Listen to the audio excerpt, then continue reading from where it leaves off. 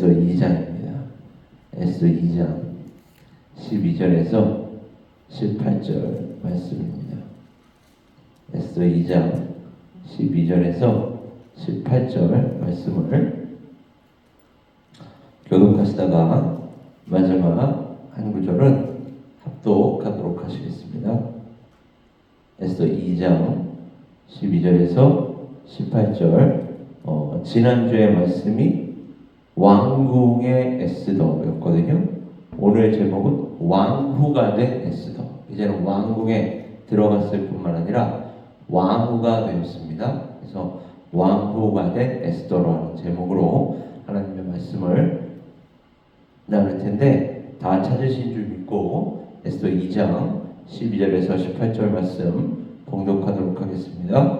처녀마다 차례대로 아하수에로 왕에게 나아가기 전에 여자에 대하여 정한 규례대로 12달 동안을 행하되 6달은 모략 기름을 쓰고 6달은 향품과 여자에게 쓰는 다른 물품을 써서 몸을 정결하게 하는 기한을 마치며 처녀가 왕에게 나아갈 때에는 그가 구하는 것을 다 주어 후궁에서 왕궁으로 가지고 가게 했고 저녁이면 갔다가 아침에는 둘째 후궁으로 돌아와서 비빈을 주관하는 넷이 사스가스의 수하에 속하고 왕의 그를 기뻐하여 그의 이름을 부르지 아니하면 다시 왕에게 나아가지 못하더라. 모르드게의 삼촌 아비하일의 딸 곧 모르드게가 자기의 딸같이 양육하는 에스더가 차례대로 왕에게 나아갈 때에 궁녀를 주관하는 넷이 에게가 정한 것 외에는 다른 것을 구하지 아니하였으나 모든 보는 자에게 사랑을 받더라. 아하수에로 왕의 제7년 10월 곧 데베롤에 에스더가 왕궁에 인도되어 들어가서 왕 앞에 나가니 왕이 모든 여자보다 에스더를 더 사랑하므로 그가 모든 처녀보다 왕 앞에 더 은총을 얻은지라. 왕이 그 머리에 관을 씌우고 와스더를 대신하여 왕으로 삼은 후에 우리 다같이요 왕이 크게 잔치를 베푸니 이는 에스더를 위한 잔치라. 모든 지방관과 신하들을 위하여 잔치를 베풀고 또 각 지방에 세금을 면제하고 왕의 이름으로 큰 상을 주니라. 아멘.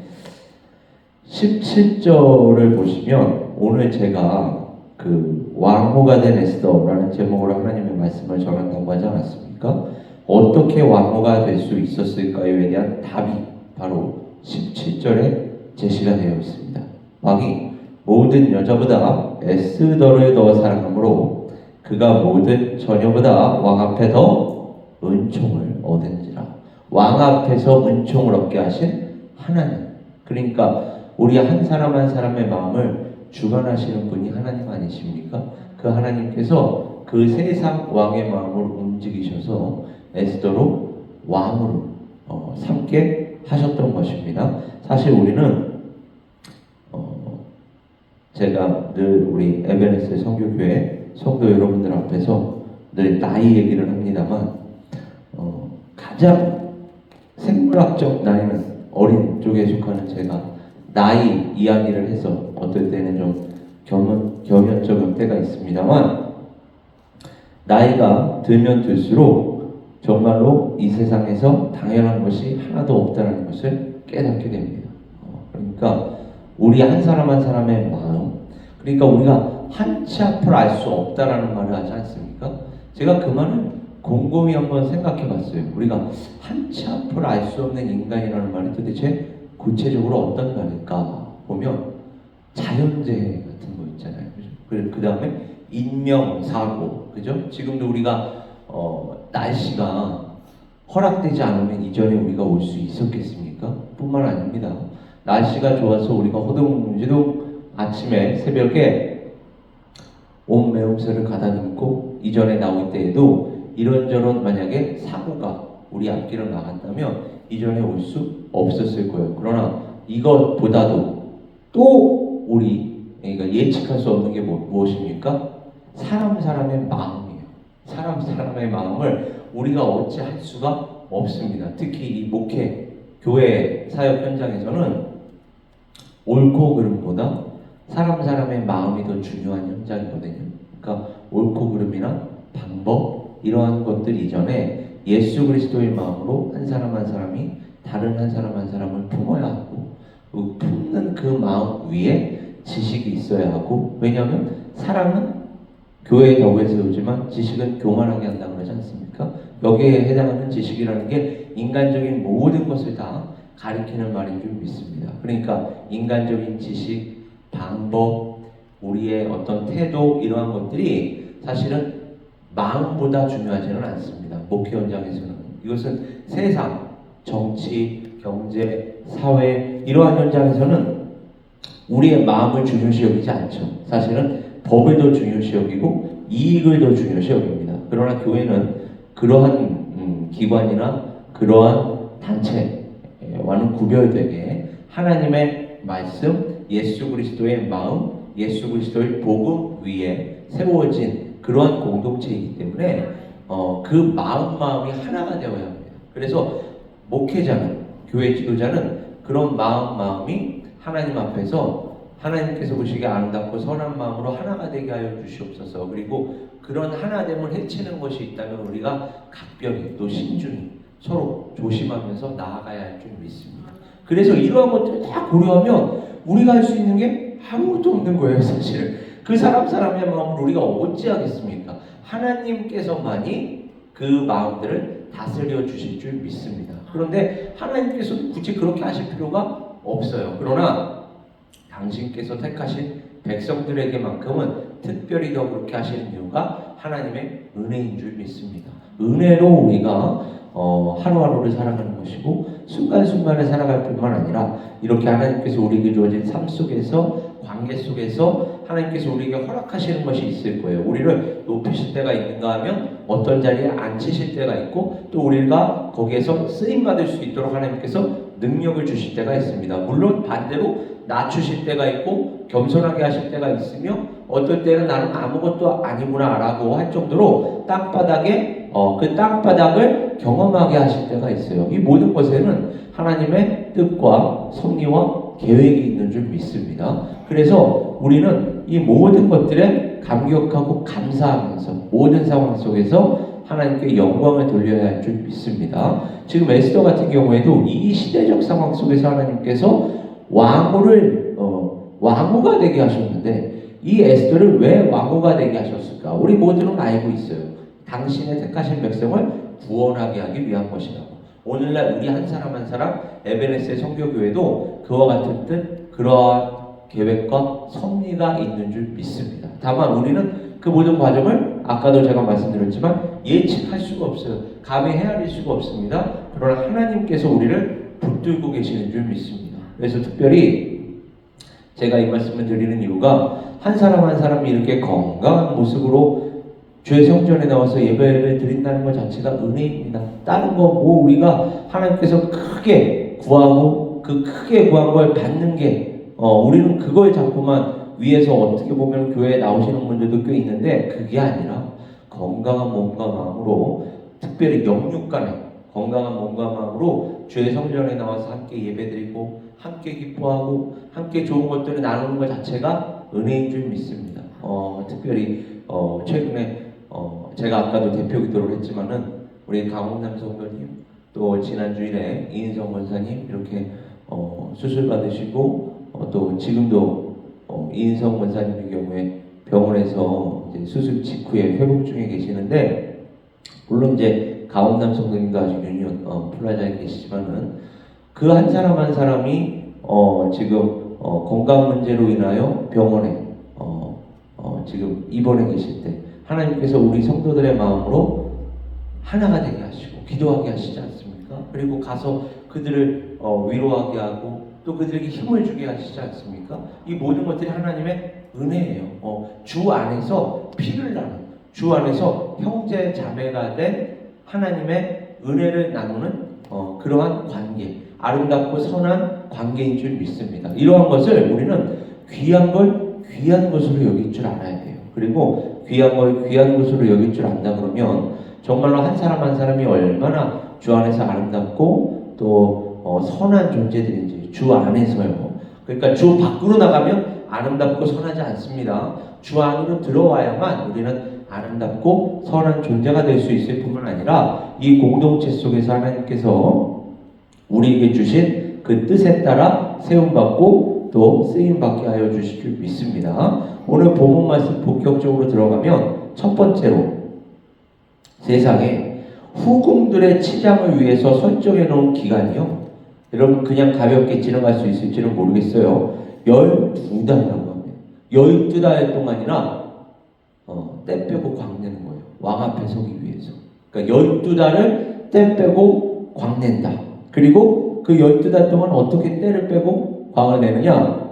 고가의 수입 향료에 해당하는 몰약, 향품 이러한 것들을 써서 자신들의 몸을 정결하게 하는 처녀들을 우리는 에스더 2장 12절을 통하여 확인할 수가 있습니다. 제가 언제가 에스더 설교하면서 말씀드렸어요. 세상 앞에 설 때에도 우리가 이렇게 정결하게 한다.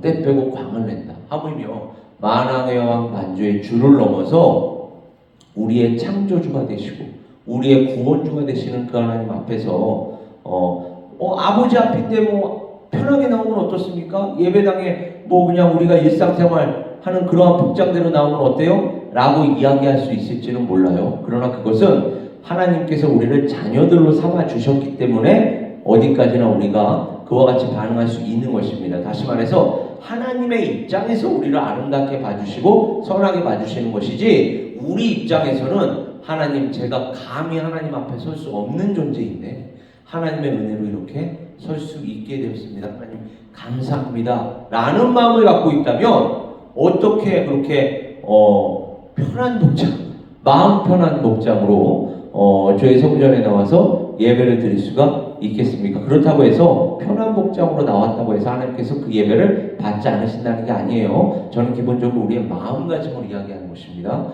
우리의 마음가짐이 제가 아까도 말씀드렸지만 목회는, 교회는, 그리고 교회에서 우리가 함께 신앙생활하는 이 공동체는 마음이 가장 중요합니다. 지식도 아니고 방법도 아니고 우리의 마음입니다. 마음. 그래서 아무리 옳은 가르침이라고 하더라도 아무리 옳은 방법이라 할지라도 예수 그리스도의 마음 그리고 예수 그리스도께서 우리가 하나가 되게 하기를 원하시는데 그 하나됨을 해치는 것이 있다면 우리는 사도 바울의 고백처럼 내가 모든 것을 다 할 수 있으나 모든 것이 유익한 것이 아니요 모든 것이 나에게 다 가능하지만은 모든 것이 다 법을 세우는 것은 아니다. 그러면서 내가 얼마든지 우상에게 바쳐진 음식은 먹을 수가 있다. 왜요? 우상이라는 건 아무것도 아니기 때문에 오히려 하나님 앞에서 그러한 것들은 아무것도 아니기 때문에 그거 먹으면 어때? 우리가 우상에 대해서 뭐 거리낄 게 뭐가 있니? 우리는 이 세상 천지만물을 지으신 하나님의 자녀들인데 우리도 오히려 이럴 때 그러한 고백이 발휘되어야 하는 것이거든요. 아무리 먹으면 어때? 아무것도 아닌 거에게 바쳐진 음식이라고 하는데 먹으면 어때? 그러나 나의 이 음식을 먹는 행위로 인하여 내 옆에 있는 형제 자매들 아직 믿음이 연약한 형제 자매들이 나의 그 모습을 보고 혹시라도 시험을 당하거나 실족하게 되는 경우가 있다면 나는 결단코 고기를 먹지 않겠다라고 하는 것입니다. 그러니까 옳고 그름의 문제가 아니에요. 마음의 문제입니다. 그러니까 우리 교회 현장에서 또 우리 이 공동체 안에서 가장 중요한 건 마음이에요. 마음과 마음이 하나가 되게 하는 데에 가장 큰 우리가 초점을 맞춰야 하는 줄 믿습니다. 그 마음을 하나님께서 지금 이 시간도 지켜달라고 제가 기도하는 것입니다. 그리고 그 마음이 하나님을 향해 있다면 그 마음으로 끝나는 게 아니라 표현이 되게 되어 있습니다. 이 표현이 될 때에 세상 앞에 설 때에도 때를 빼고 광을 내는데 하나님 앞에 나올 때 어떻게 정성스레 몸가짐을 바르게 하지 않고 나올 수가 있겠습니까? 우리는 하나님 앞에 나올 때 온 마음과 정성을 다하여 예배당에 나와서 함께 예배 드려야 하는 줄 믿습니다. 그것이 바로 이런 본문 말씀들을 통해서 우리가 영적으로 접근하고 해석하면서 우리에게 적용해야 하는 거예요. 그리고 여기서 한 가지 더 살펴보아야 할 것은 지금 보세요. 12달에요. 고가의 수입 향료에 해당하는 몰약과 향품을 씁니다. 근데 여러분 그거 기억하세요? 좀 있으면 우리 메리 크리스마스라고 하겠지만은 메리 크리스마스 때 세상에 당신의 생일에 당신께서 태어나신 그날에 동방 박사가 선물을 들고 왔는데 그때 가지고 온 선물 중에 하나가 바로 몰약 향품이었습니다. 그게 어떤 의미를 지니느냐? 그때 당시에 몰약 향품은 몸을 정결하게 하는 데도 쓰였지만은 몸을 정결하게 하는 데 쓰였다는 얘기는 장례 예식 때 우리의 몸을 정결하게 하죠. 여러분 장례 예식 가보시면 아시겠지만 깨끗하게 그 시신을 깨끗하게 닦아서 그 관 속에다 넣어두면 그 추모하는 분들이 이제 지나가면서 마지막으로 그분의 그 얼굴과 몸을 보고 추모하면서 그분을 떠나 보내지 않습니까? 그 정도로 몰약과 향품이라는 것은 장례 예식에서 그 시신을 그 깨끗하게 하는 데 쓰이기도 하는데 예수님의 생일 첫 번째 생일 선물이 몰약과 향품이라는 얘기는 예수님께서 이 땅에 왜 오셨는지를 알려주시거든요. 우리는 그러한 것들을 써서 우리 자신을 떼빼고 광내는 데 사용하시는데 예수님께서는 그것을 자신의 죽음을 위해서 사용하십니다. 얼마나 차원이 다른 이야기입니까? 자신이 이 땅에 오셔서 우리의 모든 죄를 짊어지고 이 땅에 그 십자가를 지시기 위해 오신 분이라는 것을 첫 번째 생일날, 첫 번째 날에 그것이 계시가 되고 있는 것입니다. 그러니까 여러분 우리가 예수 그리스도를 생각할 때마다 우리에게는 그 감격과 감사가 늘 흘러 넘쳐야 할 줄 믿습니다.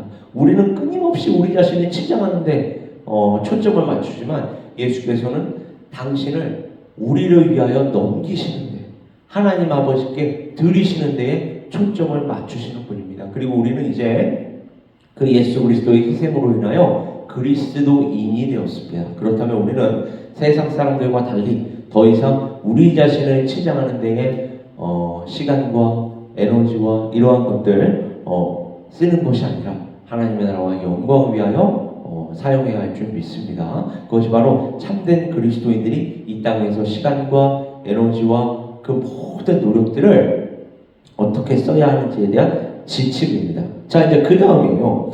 규례와 규정과 관습이라는 게 있다라고 나오거든요. 자, 13절을 가보시면 그 규례와 규정 또는 관습이 있다라는 것을 알게 돼요. 어디에요? 페르시안 궁정이에요. 그래서 그 규례, 그 규정, 그 관습에 따라 계획대로 질서 있게 그리고 엄격하게 자신들의 외모를 가꾸어야 하거든요. 그러니까 외모를 갖고 있다 해도 무슨 규정이라는 게 있는 거예요. 외모를 갖고 있다 그냥 가꾸면 안 됩니다. 규정이 있고 법률이 있다는 거예요. 그리고 그걸 아주 무슨 그 무엇보다 가장 소중한 것, 가장 권위 있는 것으로 인정하거든요. 그래서 이 궁정의 여성들은 그것을 벗어나지 않는 그러한 범위 내에서 자신의 외모를 가꾸게 됩니다. 그렇다면 이러한 것들이 무엇을 우리에게 이야기할 수 있습니까? 세상 법이라는 게 사람들로 자신에게 순종하게 하려는 그러한 목적을 지니고 있습니다. 그리고 그 법이 사람을 통제하고 사람을 관리하고 사람을 다스리는데 쓰인다는 것을 우리가 알 수 있는데 페르시안 법률 또한 바로 그와 같이 사람들을 올가매는 그러한 어떤 용도가 있었어요. 그리고 이에 따라 왕의 법률을 지키지 않는 유대인은 나중에 고소를 당하게 됩니다. 누구에 의해서 고소를 당하죠? 하만에 의해서 고소를 당하게 돼요. 여기서 우리가 더 주목해 봐야 할 것은 이러한 와중에 규례와 규정 또는 관습을 따르는 에스더의 모습을 확인할 수가 있습니다. 제가 아까도 말씀드렸지만 하나님의 사람들이 가장 먼저 초점을 맞춰야 할 건 마음이에요. 마음. 또 공동체 안에서 한 사람 한 사람이 그 마음을 나누는 것입니다. 그렇다고 해서 우리가 세상을 살아갈 때에 관습과 규정과 규례를 따르지 않아도 된다는 것이 아닙니다. 그러한 마음을 기초로 하여서 이 세상 사람들에게 우리가 오히려 본보기를 보여줘야 할 거 아닙니까? 본보기를 보여주려면 규례와 규정과 관습 또한 잘 따라야 본보기가 되는 줄 믿습니다. 제가 늘 얘기하지만 이제는 과거에 누방전도하는 시대가 아닙니다. 관계 전도를 해야 하는 시대예요. 관계 전도를 하려면 우리의 인격이 기본적으로 갖추어져 있어야 합니다. 인격이 갖추어지지 않는 사람을 누가 따르려고 하겠습니까? 누가 그 인격이 갖추어지지 않는 사람을 따라서 교회에 오려고 하겠습니까? 우리는 인격이 먼저 갖추어져야 하거든요. 그리고 그 인격이 갖추어져 있다면 이 세상의 법도 무시하지 않습니다. 왜요? 이 세상의 법 또한 그 법을 창조하신 그 이 세상 통치자들을 세우시고 이 세상 통치자들을 통하여 그 법을 세우게 하신 하나님의 질서 안에 있기 때문입니다. 이게 바로 사도 바울이 자신의 서신서에서 우리에게 이야기하는 거 아닙니까? 이 세상 권세자들에게, 이 세상 통치자들에게 복종하라. 왜요? 하나님께서 세우시지 않은 그러한 질서는 없기 때문에 그렇습니다. 그래서 에스더와 같이 우리 또한 규례와 규정과 관습을 따라야 하거든요. 그리고 이렇게 규례와 규정과 관습을 따랐기 때문에 나중에 자신과 자기의 민족, 종족 또 누구죠? 유대인을 방어할 수가 있었다는 것입니다. 만약에 법 따르지 않고 아주 무법자처럼 에스더가 왕후가 되었다. 그럼 나중에 어떻게 그 아하수에로 왕에게로 나아갈 수가 있었겠으며 자신의 민족을 방어할 수가 있었겠습니까? 이것이 바로 오늘 설교의 마지막 포인트예요. 예수 그리스도께서 만왕의 왕 만주의 주가 되십니다. 그럼에도 불구하고 이 땅 위에 이 세상에 하나님께서 세상 사람들을 통하여 만들어 놓은 질서 속으로 들어오셨어요. 이 세상 질서를 무시하시지 않으셨습니다. 들어오셨습니다. 그리고 무시하시지 않았다라는 얘기는 뭐냐? 가장 대표적인 게 율법을 다 파괴하지 않으셨고 율법을 폐하러 오신 게 아니라 완성하러 오셨습니다. 그래서 오셔서 율법을 다 지키셨어요. 예수 그리스도의 소년기 시절을 한번 보세요. 유대인의 관습을 따라 그 부모의 손을 잡고 예루살렘에 올라가지 않습니까? 그러니까 그 법을 따르는 예수 그리스도, 그리고 하나님의 그 율법을 다 지키셨어요. 어느 정도로 다 지키셨습니까? 자신의 마지막 물 한 방울, 피 한 방울 다 쏟으셨어요. 왜요? 하나님의 그 율법에 따르면, 하나님의 공의에 따르면 죄의 삭은 사망이거든요. 그러니까 우리 모든 죄의 삭은 사망이기 때문에 누군가가, 다만 죄가 없으신 누군가가 우리의 모든 죄를 안고 죽으셔야만 우리가 살아날 수가 있거든요. 그러니까 하나님께서는 그 법에 따라, 그 공의에 따라, 그래서 하나님의 공의, 예수 그리스도라고 말씀하시는 것입니다. 예수 그리스도께서는 법을 철폐하신 것이 아니라 다 지키셨습니다. 그리고 지키셨기 때문에 오늘날도 우리들을 방어하실 수가 있는 것입니다. 어떻게 방어할 수 있죠? 자, 우리가 나중에 이 모든 이 세상에서의 삶이 끝나고 하나님의 심판대 앞에 이제 다 섰을 때 우리 모든 사람들은 다 죄인으로 서게 됩니다. 예수 그리스도의 피가 없으면, 예수 그리스도의 의가 없으면 우리 모두는 다 무죄입니까? 유죄입니까? 유죄예요. 그 유죄에 따르면 사망이죠. 사망과 저주, 지옥으로 다 끌려가야 하는데 당신의 택하신 백성들만큼은 예수께서 변호사가 되셔서, 변호인이 되셔서 아니다.